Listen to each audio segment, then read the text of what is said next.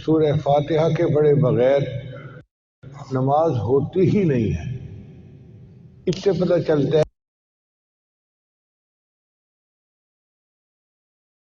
ہے کہ سورہ فاتحہ پورے قرآن مجید کی روح ہے، اس کا نچوڑ ہے، اس کا خلاصہ ہے، اس کی سمری ہے۔ اب سورہ فاتحہ کے اندر 7 آیات ہیں۔ اس کے مضمون کو سمجھ لیجئے ذرا۔ ان 7 آیات میں پہلے 3 آیات ہیں اور ان کا مضمون ایک ہے۔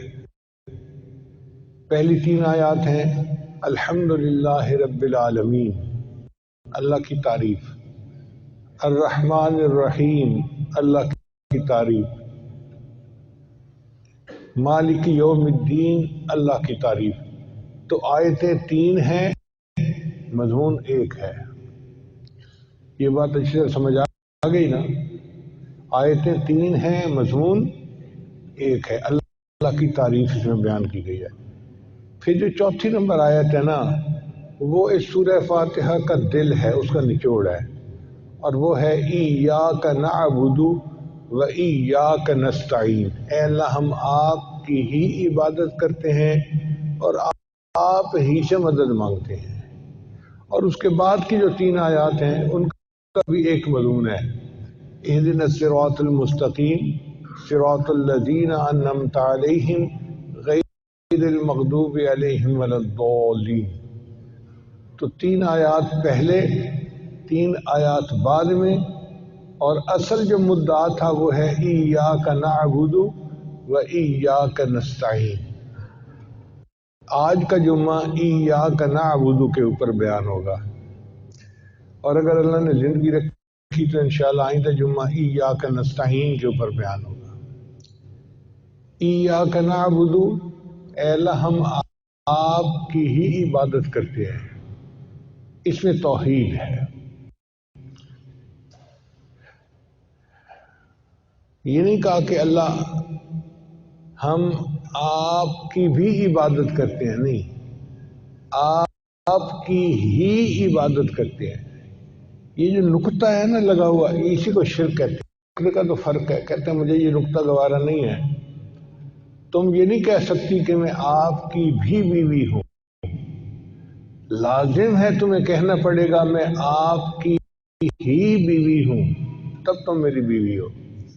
جس طرح خاوند کو بیوی کے لیے یہ نقطہ گوارا نہیں، اسی طرح اللہ کو بھی اپنے بندوں سے یہ نقطہ گوارا نہیں۔ کوئی یہ نہیں کہہ سکتا اللہ ہم آپ کی بھی عبادت کرتے ہیں۔ اللہ فرماتے ہیں نہیں، آپ کی ہی عبادت کرتے ہیں، سب کی نفی کرو۔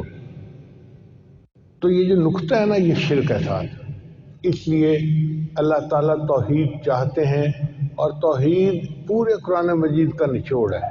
اللہ کی شان دیکھیے کہ جن حضرات کو قرآن مجید کے ساتھ رغبت ہے وہ اس کو پڑھتے ہیں تو ہر تھوڑے وقفے کے بعد توحید کی آیات آتی ہیں۔ مجھے تو ایسے لگتا ہے جیسے زیور بناتے ہیں نا، تو اس میں ڈائمنڈ کو تھوڑے وقفے کے ساتھ لگا دیتے ہیں تو زیور چمک جاتا ہے۔ بالکل اسی طرح اللہ تعالیٰ نے اپنے کلام مجید میں توحید کی آیات کو ڈائمنڈ کی طرح لگا دیا ہے، پورے قرآن مجید کی حسن بڑھ گیا ہے۔ چنانچہ آپ اگر غور کریں تو سورہ بقرہ کے اندر سب سے پہلے توحید کا اعلان اللہ فرماتے ہیں، یا ایھا الناس اعبدوا ربکم الذی خلقکم والذین من قبلکم لعلکم تتقون۔ یہ توحید کا اعلان ہے۔ پھر اس کے بعد تھوڑے وقفے کے بعد اللہ فرماتے ہیں وَإِلَٰهُكُمْ إِلَٰهٌ وَاحِدٌ، اور تمہارا الہ ایک ہے۔ پھر کچھ اور وقفے کے بعد اللہ فرماتے ہیں اللہ لا الہ الا هو الحی القیوم، توحید کی بات۔ اور اللہ تعالیٰ جگہ جگہ شرک کی نفی بھی فرماتے ہیں۔ چنانچہ فرماتے ہیں وَإِذَا ذُكِرَ اللَّهُ وَحْدَهُ اشْمَأَزَّتْ قُلُوبُ الَّذِينَ لَا يُؤْمِنُونَ بِالْآخِرَةِ وَإِذَا ذُكِرَ الَّذِينَ مِن دُونِهِ إِذَا هُمْ يَسْتَبْشِرُونَ۔ مگر اللہ نے شرک سے برات کا اظہار فرما دیا، ارشاد فرمایا ان اللہ لا یغفر ان یشرک بہ، جو شرک کرے گا اس کی تو اللہ کبھی معاف، اس کو تو معاف کرے گا ہی نہیں، وَيَغْفِرُ مَا دُونَ ذَلِكَ لِمَن یشاء، اس کے علاوہ جو گناہ بھی ہوگا اللہ اس کے گناہ کو معاف کر دے گا۔ شرک کے اوپر کوئی کمپرومائز نہیں، اس کی کوئی بخشش نہیں مشرک کی۔ حضرت حسن بصری رحمۃ اللہ فرمایا کرتے تھے کہ ہم نے توحید ایک دھوبن سے سیکھی۔ کسی نے کہا کیسے؟ فرمان لگے کہ میرے پڑوس میں دھوبی رہتا تھا، تو ایک رات میں تہجد میں اپنی چھت کے اوپر نفل پڑھ رہا تھا، تو مجھے محسوس ہوا کہ ہمسائے میں میاں بیوی کی آپس میں کوئی تکرار ہو رہی ہے۔ وہ کہتے ہیں جب میں نے غور سے سنا تو مجھے محسوس ہوا کہ دھوبی دوسری شادی کرنا چاہتا تھا اور اس کی بیوی اس سے جھگڑا کر رہی تھی۔ اس کی بیوی کہہ رہی تھی دیکھ میں نے تمہارے ساتھ خوشی میں گزارا کیا، غم میں گزارا کیا، تنگی میں گزارا کیا، ہر حال میں گزارا کیا، تمہاری خاطر میں نے یہ تکلیفیں اٹھائیں، یہ اٹھائیں، اور میں تمہاری خاطر اور بھی تکلیفیں اٹھا سکتی ہوں، لیکن اگر تم یہ چاہو کہ میرے ساتھ علاوہ کسی اور کے ساتھ شادی کر لو پھر میرا گزارا نہیں ہے۔ تو کہنے لگے کہ میں نے جب قرآن مجید میں نظر دوڑائی تو میری نظر اس آیت پر آئی، ان اللہ لا یغفر ان یشرک بہ، اللہ فرماتے ہیں ہے اللہ کو ماننا، اللہ کے وجود کو ماننا۔ چونکہ نوجوان طلباء بیٹھے ہیں اس لیے آج کل کے دور میں سائنسی دور ہے، اس قسم کی ڈسکشنز بہت چلتی ہیں۔ جو دہری ہے نا وہ کہتے ہیں کہ جی اللہ نے ہمیں پیدا نہیں کیا، ہم نے اللہ کے تصور کو پیدا کر لیا ہے۔ کیسی الٹی عقل ہے ان کی۔ اللہ نے ہمیں پیدا نہیں کیا، ہم نے اللہ کے تصور کو خود پیدا کر لیا ہے، بیوقوف کہیں گے۔ اچھا ان دہریوں سے اگر آپ بحث کریں تو پھر پکڑیں گے نا پھر یہ پریشان ہو جائیں گے، اس کا جواب کوئی نہیں ان کے پاس۔ وہ کائنات کو یعنی یہاں سے شروع کرتے ہیں کہ مادہ تھا، ایک دھماکہ ہوا اور پھر زمین بنی، پھر یہ بنا، پھر وہ بنا، پھر وہ بنا۔ جب آپ نے پہلے نقطے پہ نہ پکڑا تو پھر آگے جو وہ باتیں کریں گے نا وہ سائنسی طور پہ ٹھیک ہوتی ہیں، اس کا آپ کے پاس کوئی جواب نہیں ہونا۔ اس کو کہیں کہ دیکھو بھائی تم بھی مفروضہ ہی کر رہے ہو نا کہ مادہ تھا، لیکن تمہارا مادہ دیکھتا بھی نہیں، اندھا بھی ہے، بہرا بھی ہے، گنگا بھی ہے، بے جان بھی ہے، اور ہم کہتے ہیں کہ اللہ تھا اور ہمارا خدا دیکھتا بھی ہے، جانتا بھی ہے اور زندہ بھی ہے، تو ہمارا مفروضہ تمہارے مفروضے سے بہتر ہے۔ جب مفروضہ ہی کرنا ہے تو پھر ہم کرتے ہیں کہ اللہ تھا، اللہ نے آگے کائنات کو بنا دیا، اور ہمارا مفروضہ تمہارے مفروضے سے ہر حال میں بہتر ہے۔ اس پہ وہ آپ کا مقابلہ نہیں کر سکے گا، اس کو ماننا پڑے گا کہ ہاں بالکل ٹھیک کہہ رہے ہیں۔ پھر کچھ سائنسدان ایسے گزرے ہیں کہ جنہوں نے کچھ قدرت کے قوانین کو سمجھ لیا اور ان قوانین سے انہوں نے پھر خوب گمراہ کیا، اربوں خربوں انسانوں کو گمراہ کیا گیا۔ ان میں سے ایک ڈارون صاحب تھے، اس نے ایک قانون سیکھ لیا کہ survival of the fittest, law of natural selection. بھئی ان قوانین کو ہم بھی مانتے ہیں کہ یہ قدرت کے قوانین ہیں، مگر ان قوانین سے یہ ثابت نہیں ہوتا کہ کائنات ان قانون کے تحت پیدا ہوئی ہے۔ کائنات کو اللہ نے بنایا، جن قوانین کے ساتھ اللہ نے بنایا ان میں سے یہ بھی ایک قانون ہے۔ اچھا یہ لا آف نیچر سلیکشن والے شروع کرتے ہیں جی کہ پانی تھا، پانی میں مچھلی بنی، پھر مچھلی سے یہ بنا، پھر یہ بنا، پھر یہ بنا، پھر کرتے کراتے اخیر پہ آ کے کہتے ہیں کہ بندر تھا، پھر بنمانس بنا، پھر بنمانس سے انسان بنا۔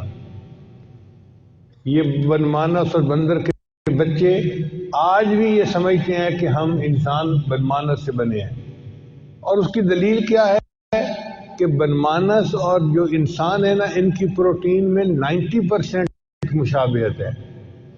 90% جو پروٹین اس کی ہے وہ 100% بندے کی ہے۔ تو جب اتنی مشابہت ہے، قرب ہے، تو اس لیے یہ کہتے ہیں جی کہ بندر سے انسان بنا. حالانکہ ہم یہ کہتے ہیں کہ مشابہت ضرور ہے، لیکن بندر انسان نہ بن سکا، بلکہ جو انسان نافرمان بنے. قرآن 1400 سال پہلے کہہ رہے قُلْنَا لَهُمْ كُونُوا قِرَدَةً خَاسِئِينَ، ہم نے انہیں کہا پھٹکارے ہوئے بندر ہو جاؤ. تو انسان بگڑ کے بندر بنا، بندر بہتر ہو کر انسان نہیں بنا. ڈائریکشن کا فرق ہے. تعلق تو ہم بھی مانتے ہیں. اچھا، یہ اچھے طریقے سے اس کو سائنس سے ثابت کرتے ہیں، بندہ قائل ہو جاتا ہے. مگر ایک جگہ ہے جہاں آ کے یہ پھنستے ہیں، دہریے. مثلا یہ کہیں گے کہ جی پہلے انسان کے جسم پہ بال تھے، اتنے ملین سال میں بال ختم ہو گئے. پھر انسان کی دم تھی، اتنے ملین سال میں دم ختم ہو گئی. کرتے کرتے کرتے پھر ایک وقت ایسا آتا ہے جب انسان کے اندر دماغ بنا. اب دماغ پورے بدن کا سب سے زیادہ کمپلیکیٹڈ حصہ ہے، اس میں کوئی وقت نہیں لے گا. تو اس پوائنٹ پہ ان کو پکڑیں کہ بھائی اگر دم ختم ہونے میں ملین سال لگے، بال ختم ہونے میں ملین سال لگے، تو دماغ کے بننے میں تو پھر ٹریلین آ کے پکڑیں کہ کیوں مسنگ لنک کو مانتے ہو. اس کے بغیر یہ کائنات کو ثابت کر ہی نہیں سکتے، انسان کی پیدائش کو ثابت کر ہی نہیں سکتے. دیکھیں 1400 سال پہلے قرآن مجید نے 1400 سال پہلے کہہ دیا، اور آج اور اس کی سائنسی تفصیل یہ ہے کہ مرد کے کروموسوم انا خلقناکم من ذکر و انثی، ہم نے تمہیں ایک مرد اور ایک عورت سے پیدا کیا. ذریعے سے اللہ نے اپنے بندوں کو پیدا کیا، اور کائنات میں اللہ نے انسانوں کو پھیلا دیا. یہ ہے کائنات کی صحیح تفصیل. جانور کے اندر سپر کمپیوٹر کو سمجھنے کے لیے دماغ نہیں ہے، تو انسان کا دماغ بھی بہت چھوٹا ہے، یہ اللہ کو نہیں سمجھ سکتا. تو اللہ نظر نہیں آتا، مگر کو دیکھ کے ہم اندازہ لگا لیتے ہیں کہ یہاں سے کوئی اونٹ گزرا ہے. کیا یہ لطیف الخبیر کے وجود کی دلیل نہیں ہے؟ کوئی تو ہے جو نظام ہستی چلا رہا ہے، رات کو دن بنا رہا ہے، وہی خدا ہے. تو جو رات کو دن بناتا ہے، موٹے موٹے تربوز لگے ہوئے ہیں. پھر آگے گیا تو ایک آم کا درخت تھا، تھکا ہوا تھا، اس کے نیچے جا کے لیٹ گیا. پھر اس نے کہا کہ اتنا بڑا درخت ہے اور چھوٹے چھوٹے آم لگے، اس تربوز کے برابر بڑا ہوتا تو میرا تو بھیجا ہی نکل جاتا. اب اس نے خدا کو مان لیا کہ اللہ تیرا جو کام ہے وہ حکمت بھرا ہے، حکمت سے خالی نہیں ہے. تو ہم اللہ کے وجود، وہاڑی کے علاقے میں ایک دفعہ جانا ہوا کہ پیر صاحب میں سنی سنائی باتوں پہ یقین نہیں رکھتا، میں آنکھ سے دیکھتا ہوں تو پھر مانتا ہوں، ورنہ میں نہیں مانتا. میں نے کہا تم نے امریکہ کو دیکھا ہے؟ کہتے دیکھا تو نہیں. میں نے کہا کیوں مانتے ہو؟ پوچھا وکیل صاحب آپ کا نام کیا ہے؟ کہتا ہے یہ. میں نے کلو کا پٹھا فلاں فلاں. پھر کہنے لگے آج کے بعد کوئی تجھ سے پوچھے تیرے باپ کا نام ہے تو لکھی مجھے کوئی پتہ نہیں. اب بڑی شرمندگی ہوئی اس کو، اور بعد میں پھر اس کی جو دریدہ دہنی تھی اس کا اللہ نے اس کو عذاب بھی دیا. مجھے کسی نے بتایا کہ اس وکیل کو اللہ تعالیٰ نے ایسی بیماری لگائی، اس کو الٹی آتی تھی اور منہ کے راستے سے پخانہ نکلتا تھا. ایک ڈاکٹر نے مجھے اس بیماری کا نام بھی بتایا کہ جی یہ بیماری یہ ہوتی ہے. اللہ کی شان دیکھو، اللہ نے اس کو کہا تو میری شان میں گستاخیاں کرتا تھا، میں تجھے وہ ذلت دوں گا کہ لوگ تجھ سے نفرت کیا کریں گے. چنانچہ اس بیماری میں مبتلا ہو کے وہ مرا. تو باتیں دو ہیں، ایک ہم اللہ کے وجود کو بھی مانتے ہیں، اور دوسرا اللہ کو ایک بھی مانتے ہیں. امام راضی رحمۃ اللہ علیہ نے اللہ کے وجود وہ ایک دلیل دیتے گئے، شیطان توڑتا گیا، وہ دوسری دلیل شیطان توڑتا گیا، تیسری دلیل، 100 کی 100 دلیلیں انہوں نے دیں اور شیطان نے 100 کی 100 دلیلیں توڑ دی. ابھی امام راضی پریشان ہو گئے. اللہ نے اپنے مقبول بندوں کے ایمان کو بچانا ہوتا ہے تو اس وقت ان کو کشف میں اپنے شیخ کی شکل نظر آئی اور ان کے شیخ ان کو ناراض ہو کے کہہ رہے تھے کہ راضی تو اس کو کیوں نہیں کہتا کہ میں اللہ کو بغیر دلیل کے مانتا ہوں. چنانچہ جب اس نے شیطان کو یہ بات کہی تو اس کا توڑ شیطان کے پاس نہیں تھا. تو بس آپ بھی یہی کہیں جب بھی کسی ذریعے سے بات ہو کہ بھئی اس کے لیے دلیل کی کوئی ضرورت ہی نہیں ہے، ہم بے دلیل مانتے ہیں کہ اللہ موجود ہے، اسی نے کائنات کو پیدا کیا. اب اس سے اگلی بات کہ اللہ ایک ہے. عقل کہتی ہے اگر دو خدا ہوتے تو جیسے دو افسروں کے درمیان مسئلے ہوتے ہیں، ایک کہتا ہے یہ کرنا چاہیے، دوسرا کہتا ہے یہ کرنا چاہیے، تو پھر کائنات میں بھی ایسے ہوتا. ایک خدا کہتا ہے مشرق سے سورج کو نکالتے ہیں، دوسرا کہتا ہے مغرب سے نکالتے ہیں، تو کائنات کا نظام تو تباہ ہو جاتا. تو اللہ ہے اور ایک ہے، اس کا کوئی شریک نہیں ہے. اس کو کہتے ہیں توحید باری تعالیٰ. اس کو پکا رکھیں، یہ ذہن میں رکھیں کہ توحید اگر بندے کی سلامت رہی تو قیامت کے دن اس کے سارے گناہوں کو اللہ معاف فرما دیں گے. حدیث مبارکہ میں آتا ہے کہ جس بندے کے اندر ایمان ہو اور توحید کی اس کی وفات ہوئی ہو، اگر 40 بندے اس کا جنازہ پڑھ دیں اللہ اس کے سب گناہوں کو معاف فرما دیتے ہیں. تو توحید ہماری زندگی کا سرمایہ ہے، اس کے اوپر پکے رہیں. آج کل دجالی دور ہے، ایمان خطرے میں ہے، اور ایمان اسی طرح خطرے میں پڑتا ہے کہ بندہ شک میں پڑ جاتا ہے. اس میں کوئی شک کی گنجائش نہیں ہے. یعنی آپ یہ تردد میں نہ پڑیں ہے نہیں ہے نہیں ہے، نہیں بھائی ہے، بس ایک ہی بات ہے، دوسری کوئی بات ہے ہی نہیں. ہم اللہ کو مانتے ہیں اور بلا دلیل مانتے ہیں، مگر ہم اللہ کو سمجھ نہیں سکتے. مکھی ایک سپر کمپیوٹر کو نہیں سمجھ سکتی، ہم خدا کو کیا سمجھیں گے؟ سنار کے ترازو پہ کو ہمالیہ کو تول سکتے ہیں؟ بتائیں بھئی سنار کا ترازو تو تولے میں تولتا ہے، اور کو ہمالیہ پہاڑ کو تو لاکھوں ٹنوں کا وزنی پہاڑ ہے. تو جس طرح سنار کے ترازو میں کو ہمالیہ پہاڑ کو نہیں توڑ سکتے، ہمارا دماغ بھی سنار کے ترازو کی مانند ہے. ہم اس دماغ میں اللہ کو نہیں سما سکتے. اللہ اس سے بلند ہے، بالا ہے. جو کچھ دیکھا گیا، سنا گیا یا جانا گیا، سب اللہ کا غیر ہے. اللہ اس سے بلند و بالا ہے. تو اللہ موجود ہے پہلی بات، اور دوسرا اللہ ایک ہے، اس کا کوئی شریک نہیں. اسی لیے ہم پڑھتے ہیں لا الہ الا اللہ، نہیں کوئی معبود سوائے اللہ کے، یعنی اللہ کے سوا کوئی عبادت کے لائق ہے ہی نہیں، کوئی ہے ہی نہیں دوسرا. ہم جھکتے ہیں تو اللہ کے سامنے، سجدے کرتے ہیں تو اللہ کے سامنے، اور سارے انبیاء میں یہ کلمہ ایک رہا لا الہ الا اللہ. آدم خلیفۃ اللہ،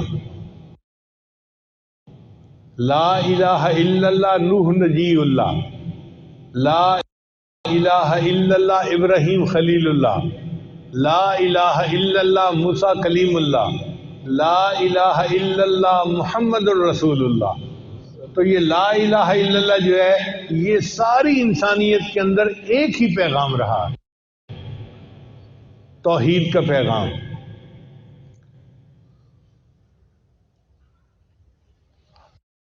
تو ہم اللہ کو مانتے ہیں اور اللہ کو ایک بھی مانتے ہیں.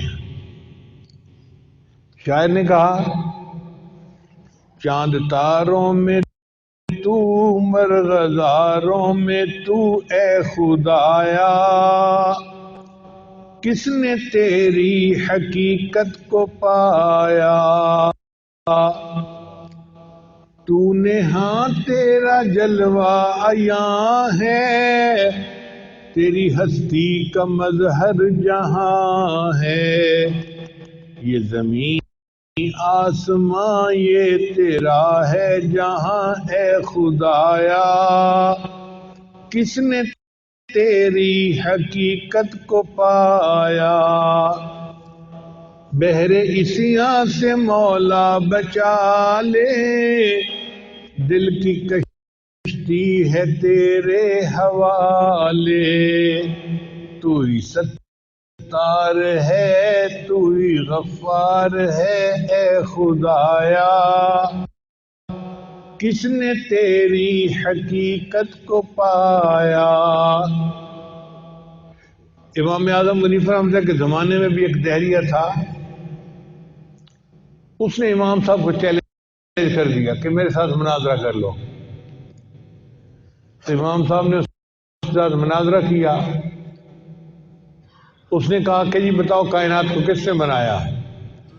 امام صاحب نے فرمایا اللہ نے بنایا۔ اس نے کہا دلیل کیا ہے؟ امام صاحب نے کہا تم گنتی جانتے ہو؟ کہ جی جانتا ہوں۔ کہنے لگے گنو، کہتے 1 2 3 4۔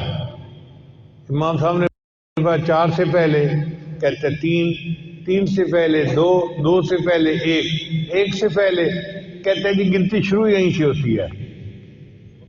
امام صاحب نے کہا کہ ہم بھی یہی کہتے ہیں کہ فلاں زمین آسمان تھے، اس سے پہلے یہ بنا، اس سے پہلے یہ بنا، اور اس سے پہلے اللہ تھا اور اللہ ہی نے سارا کچھ بنایا۔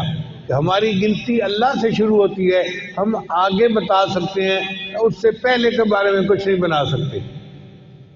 انہوں نے کہا نہیں نہیں یہ تو کوئی اتنی دلیل نہیں ہے، بس میں آپ سے پکی جو ہے نا مناظرہ کر کے فیصلہ کرنا چاہتا ہوں۔ امام صاحب بھی بڑے سمجھدار تھے، کہنے لگے چلو 1 ہفتے کے بعد پھر مناظرہ کریں گے۔ اور امام صاحب نے جگہ ایسی طے کی جو ذرا دور کی جگہ تھی، لوگوں میں بڑا مشہور ہو گیا کہ جی اتنے بڑے عالم کا مناظرہ ہے دہریے کے ساتھ، چنانچہ لوگ خوب جوق در جوق اس میں آئے۔ ایک انسانوں کا دریا تھا جو جمع ہو گیا تھا۔ اب دہریہ وقت پہ آ گیا، امام صاحب وقت پہ نہیں آئے، تو دہریے نے اسٹیج پہ چڑھ پہ بولنا شروع کر دیا، دیکھا مجھ سے ڈر گئے، ہار مان گئے، یہ میرا مقابلہ نہیں کر سکتے، ان کے اندر ہمت نہیں ہے، علم نہیں ہے، مان لو لوگوں کہ میں دہریہ ٹھیک کہہ رہا ہوں، اللہ موجود نہیں ہے، میں جو کہہ رہا ہوں بالکل ٹھیک کہہ رہا ہوں۔ اب مسلمان بڑے حیران کہ امام صاحب یوں لیٹ تو نہیں ہوتے تھے، آدھا گھنٹہ ہو گیا، لیٹ کیوں ہو گئے؟ اللہ کی شان کے کافی دیر کے بعد امام حنیفہ بھی آ گئے۔ اب جیسے آئے تو اس نے چیخنا شروع کر دیا، آپ اعلان کریں کہ آپ مجھ سے خبر جو ہے نا شکست کھا گئے، ہار گئے، اس لیے آپ وقت پہ نہیں آئے۔ امام صاحب نے کہا کہ بھائی ذرا بات تو سن لو میری۔ اس نے کہا جی سنائیں۔ فرمایا کہ میں اپنے گھر سے صحیح وقت پہ چل پڑا تھا، میں پہنچ جاتا، راستے میں ایک دریا تھا اور اس دریا میں کشتی نہیں تھی اور مجھے تیرنا نہیں آتا تھا، تو میں بیٹھ گیا کہ کشتی آئے گی تو میں دریا پار کر کے آ جاؤں گا۔ مگر میں نے تھوڑی دیر کے بعد ایک عجیب بات دیکھی، ایک درخت تھا وہ خود بخود کٹ گیا، پھر اس درخت کے خود بخود بالے بن گئے، پھر وہ جڑ گئے اور کشتی بن گئی۔ وہ کشتی جب درمیان میں آئی دریا میں تو اس کشتی پہ بیٹھ کے میں نے دریا پار کیا اور میں اب پہنچ گیا، اس لیے مجھے دیر ہو گئی۔ اس نے کہا دیکھو جی پہلے تو ان کے پاس علم نہیں تھا، اب پتہ چلتا ہے ان کا دماغ بھی خراب ہو گیا ہے۔ بھئی وہ کیسے دماغ؟ کہتا ہے جی ایک درخت خود بخود کشتی کیسے بن سکتا ہے؟ امام صاحب نے فرمایا اچھا بچے، اگر ایک درخت خود بخود کشتی نہیں بن سکتا تو اتنی بڑی جو کائنات ہے یہ خود بخود کیسے بن گئی؟ اب وہ اپنی دلیل میں خود ہی پھنس گیا، اس کو ماننا پڑا کہ واقعی اللہ ہی نے کائنات کو بنایا ہے۔ تو اللہ تعالیٰ موجود ہے اور اللہ تعالیٰ اپنی ذات و صفات میں ایک ہی ہے، کوئی دوسرا نہیں ہے۔ اس لیے ہمیں چاہیے کہ ہم اللہ ہی کو مانیں، اس کے سوا کسی کو معبود نہ مانیں۔ مولانا محمد علی جوہر رحمۃ اللہ علیہ کو انگریز نے پیغام بھجوایا کہ تم ہمارے خلاف تحریک لے کے کھڑے ہو گئے ہو، ہم تمہیں مار دیں گے، پھانسی لٹکا دیں گے، قتل کر دیں گے۔ تو مولانا محمد علی جوہر احمد نے اس پر شعر لکھے، ابر سیاہ پر تو فدا ہیں سبھی مہکش، مگر آج کی گھنگور گھٹا میرے لیے ہے۔ اللہ کے رستے کی جو موت آئے مسیحا، اکثیر یہی ایک دوا میرے لیے ہے۔ توحید تو یہ ہے کہ خدا حشر میں کہہ دے، یہ بندہ دو عالم سے خفا میرے لیے۔ توحید تو یہ ہے کہ خدا حشر میں کہہ دے، یہ بندہ دو عالم سے خفا میرے لیے ہے۔ تو انسان بس اللہ ہی کو مانے، اللہ کے سوا کسی کو معبود مت مانے۔ یہ توحید ہمارا زندگی کا سرمایہ ہے اور ہمیں اس کو بچا کے لے کے جانا ہے۔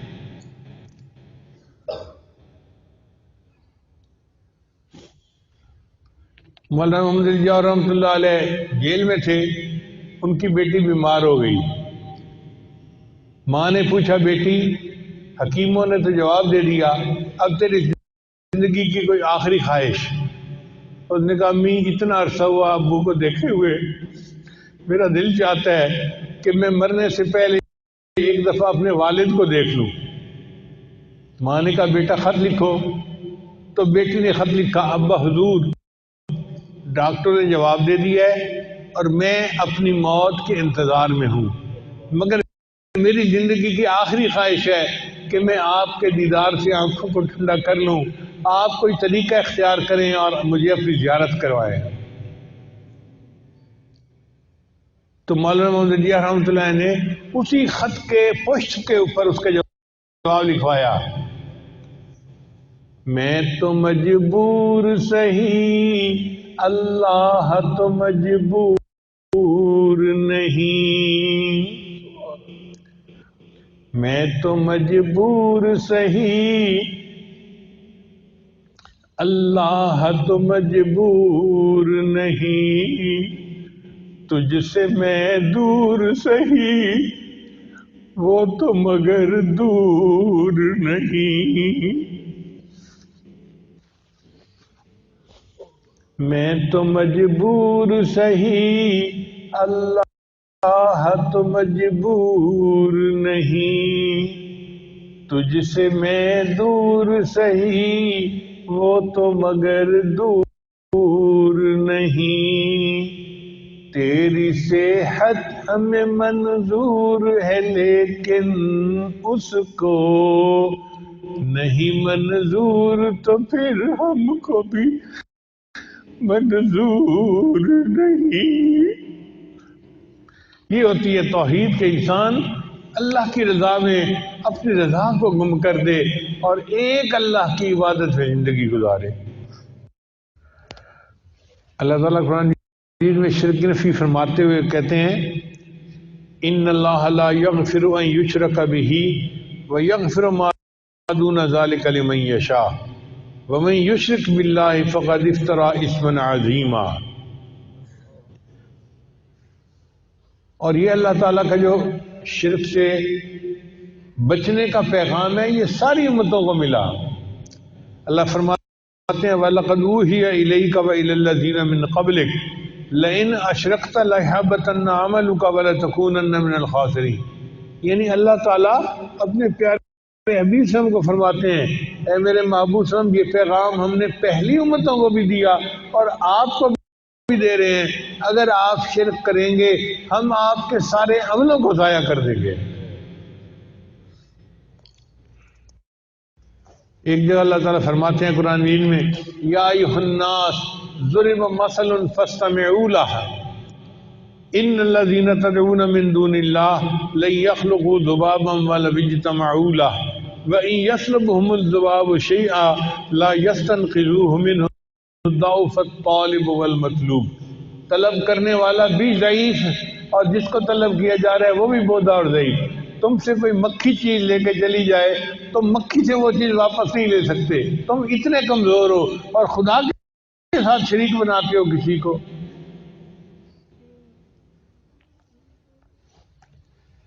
پھر قرآن مجید کی ایک اور آیت ہے جس کو پڑھ کے توحید کا مضمون کھلتا ہے۔ اللہ فرماتے ہیں تبارک الذی نزل فرقان علی عبدہ لیکون للعالمین نذیرا الذی لہ ملک السماوات والارض ولم يتخذ ولدا ولم يكن له شریک فی الملک وخلق كل شیء وقدرہ فقدرہ تقدیرا۔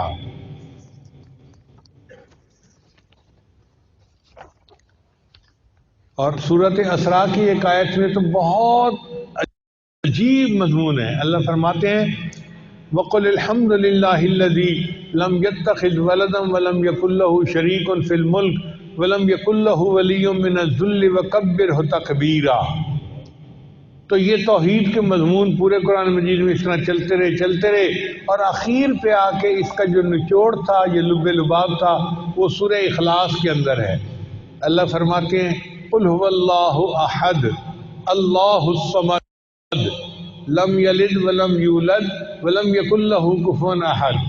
اب سورہ اخلاص کی تفسیر سمجھنے کے لیے میں چند الفاظ آج آپ کو جو ہے نا وہ پیش کر دیتا ہوں، مضمون ذہن میں رکھیں گے تو آپ کو سورہ اخلاص کا مضمون پورا ہر وقت ذہن میں رہے گا۔ قل هو اللہ احد، آپ کہہ دیجئے کہ اللہ ایک ہے۔ احد کہتے ہیں وہ ایک جس جیسا کوئی دوسرا ہو ہی نہیں سکتا۔ اللہ نے اپنے آپ کو احد کہا، ایسا ایک جس جیسا کوئی دوسرا ہے ہی نہیں۔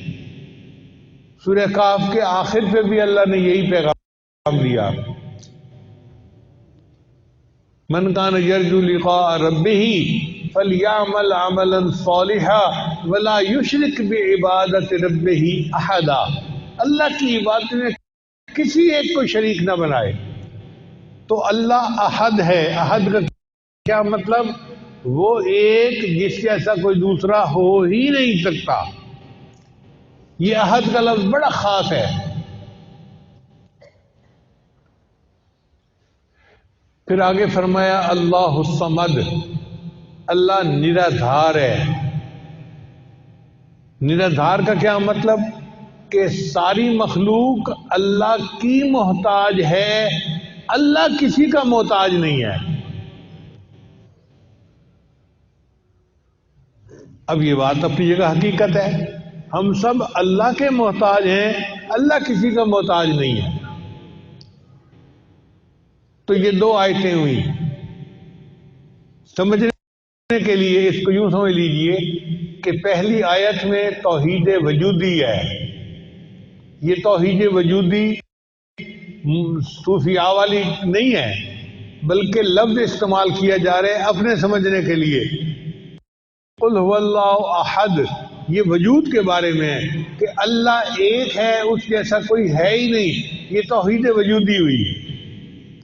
پھر اللہ الصمد، سب اللہ کے محتاج ہیں، اللہ کسی کا محتاج نہیں ہے۔ یہ توحید شہودی ہوئی۔ صوفیاء والی توحید شہودی نہیں، سمجھنے کے لیے ہم اس لفظ کو استعمال کر رہے ہیں۔ تو قل هو اللہ احد اور اللہ الصمد، توحید وجودی، توحید شہودی۔ اور تیسرا ہے لم یلد ولم یولد، نہ اللہ نے کسی کو جنا نہ اللہ کو کسی نے جنا۔ یہ توحید ذات ہے۔ نہ اللہ کی کوئی اولاد ہے، چونکہ مشرک جو تھے وہ اللہ کو تو مانتے تھے لیکن کہتے تھے کہ فرشتے اللہ کی بیٹیاں ہیں۔ عیسائی اللہ کو مانتے ہیں لیکن عیسیٰ علیہ السلام کو اللہ الصمد، توحید وجودی، توحید شہودی۔ اور تیسری جو ہے وہ ہے توحید ذات۔ اور چوتھا ہے وَلَمْ يَكُنْ لَهُ كُفُوًا أَحَدٌ، اور اس کا کوئی کفو بھی نہیں ہے، ہمسر بھی نہیں ہے۔ صفات میں اس کی کوئی اس جیسی صفات رکھنے والا ہے ہی نہیں۔ یہ توحید صفات ہوئی۔ تو چار لفظ یاد رکھیں، پوری سورہ اخلاص کا مضمون آپ کو ہر وقت ذہن میں رہے گا۔ قل واللہ احد، توحید وجودی، اللہ الصمد، توحید شہودی۔ ایک صحابی ہر نماز میں یہی پڑھتے تھے۔ کسی نے پوچھا نبی علیہ السلام سے کہ جی وہ ہر نماز میں یہی صورت پڑھتے ہیں۔ نبی علیہ السلام نے پوچھا تم کیوں کرتے جائے گا؟ یہ توحید اتنی اہم ہے کہ امام اللہ ان کے گناہوں کو بھی معاف فرما دیتا. اور ایک مکتوب میں امام ربانی مجد ثانی رحمۃ اللہ فرماتے ہیں کہ اگر ایک مرتبہ کلمہ پڑھنے پر اللہ ساری مخلوق کے گناہوں کو معاف فرما دے تو اس کی بھی گنجائش موجود ہے. لا الہ الا اللہ اس کا ذکر کرتے رہا کرے، چلتے پھرتے لیٹے بیٹھے جب بھی فارغ ہوں، بجائے موسیقی سننے کے یا ادھر ادھر مصروف رہنے کے لا الہ الا اللہ کی ضربیں لگائے. فرمائے وآخر دعوانا ان الحمد للہ رب العالمین. www.darsequran.com